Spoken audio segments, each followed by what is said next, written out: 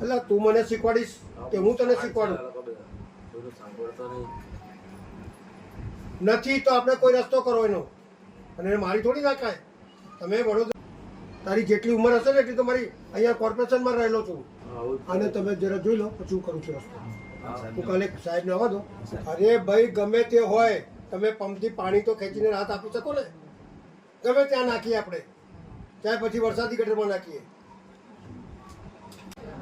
અને અત્યાર ત્યારથી એ સમય દરમિયાન પંપ મૂકી દો. તમે મંજૂરી લેવા માટે આવો, તમને મંજૂરી અપાઈ દઉં છું. પંપથી પહેલાં પાણી કાઢો અને ત્યાં સુધી આખો નેટવર્ક તૈયાર કરો. તું યાર મને સલાહ ના આપીશ ભઈલા? મને બધી ખબર છે અને મારે શું કરવું ને કરી લઈશ. કાલે કમિશનર આવશે એટલે હું કરી જ દઈશ. એમાં કોઈ બે મત નથી. તમને આરોગ્યની દ્રષ્ટિએ ખબર છે શું થાય?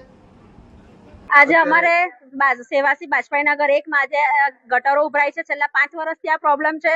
અમે કમ્પ્લેન રજૂઆત કરીને થાકી ગયા છે, છતાંય કોઈ ઓબ્જેક્શન કોઈ ઉઠાવતું નથી.